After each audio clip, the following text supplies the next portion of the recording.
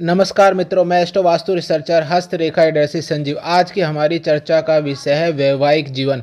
जो हम आज हस्तरेखा से देखेंगे कि हम हाथ की रेखाओं से वैवाहिक जीवन को कैसे देख पाते हैं और कैसे समझ पाते हैं कि हमारे वैवाहिक जीवन में क्या घटनाएं होने वाली है, या वैवाहिक सुख है या पाठक है या अलगाव है, या हमारा वैवाहिक जीवन में वैचारिक या मानसिक विचारों के आपस में मतभेद होंगे या नहीं। इसको हम स्पष्ट रूप से आज आपको भाग्य रेखा से देखना और सीखना समझाते हैं।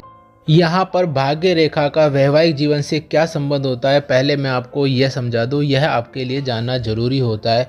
भाग्य रेखा शनि की रेखा कहलाती है या कर्म की रेखा कहलाती है। इसका जो कारक होता है वह शनि ग्रह माना जाता है, और शनि ग्रह वास्तुशास्त्र में पश्चिम दिशा का स्वामी होता है, और उसी तरह वह पश्चिम में भी मध्य पश्चिम का बिल्कुल तटस्थ स्वामी होता है।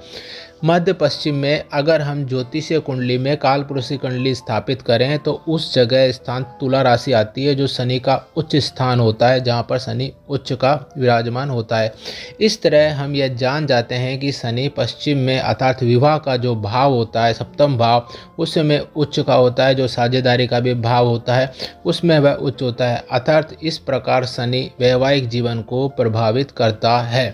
वैवाहिक जीवन जिसका हमने ज्योतिष शास्त्र से और वास्तु शास्त्र से अध्ययन किया है, उसकी पुष्टि हम हस्तरेखा शास्त्र से कर सकते हैं। यदि हमारे पास वास्तु शास्त्र में प्रॉपर नक्शा न हो और ज्योतिष शास्त्र में प्रॉपर समय, दिनांक और स्थान की उपलब्धता न हो, तो हम भाग्य रेखा के बारे में, उससे होने वाले वैवाहिक सुख के बारे में हम हाथ से जान सकते हैं, जो हर व्यक्ति के हाथ में स्पष्ट प्रदर्शित होता है। यह स्पष्ट हो चुका है कि हम भाग्य रेखा से वैवाहिक जीवन के बारे में जान सकते हैं, क्योंकि सप्तम भाव, पश्चिम दिशा और शनि, ये तीनों वैवाहिक जीवन के भाव सप्तम भाव से जुड़े होते हैं। अब हम इसे हस्तरेखा में देखते हैं। पहला, अगर आपके हाथ में स्पष्ट, लंबी, गहरी और निर्दोष भाग्य रेखा है तो यह उत्तम भाग्य रेखा कहलाती है, जो वैवाहिक सुख का समर्थन करती है, अर्थात आपको उत्तम वैवाहिक सुख प्रदान करती है।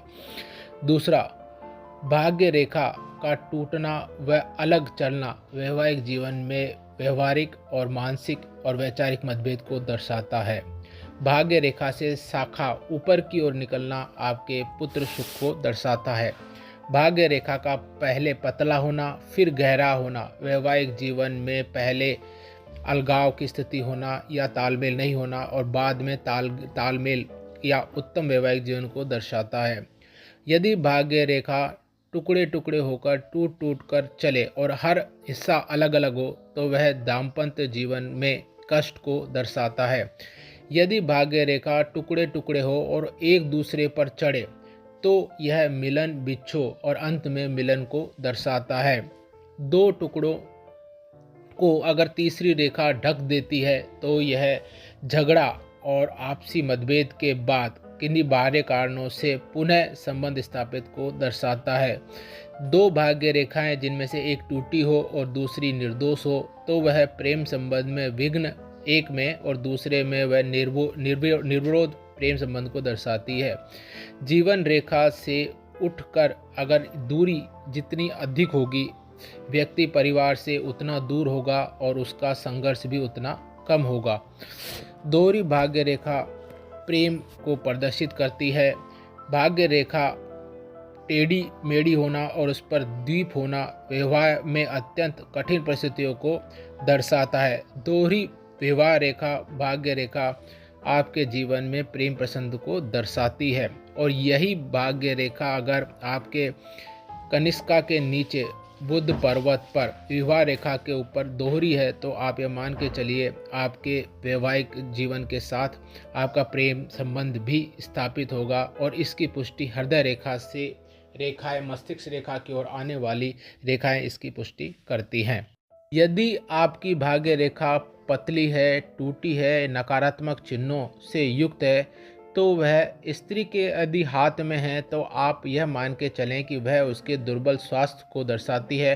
वह उसके पति में पुरुषोचित गुण के अभाव को दर्शाती है, तथा वह यह भी दर्शाती है कि उसे ससुराल पक्ष द्वारा समर्थन नहीं मिलेगा, अतः वह जीवन उसका तलाक या विद्रोह की ओर चला जाएगा। इसके साथ ही अगर हाथ में, स्त्री के हाथ में गहरी भाग्य रेखा हो तो वह पति व ससुराल में बिना विद्रोह के, अर्थात बिना किसी अवरोध के, बिना किसी रोक टोक के वह स्वच्छंद जीवन जीती है। वह जो चाहती है वही वह करती है, किंतु वह भावुक, प्रेम, रोमांस व रतिक क्रियाओं के प्रति आकर्षण उसमें जरूर विराजमान होता है, क्योंकि सप्तम भाव अर्थात शनि, अर्थात पश्चिम दिशा, सप्तम भाव इस भाव का रतिक क्रियाओं का कारक होता है।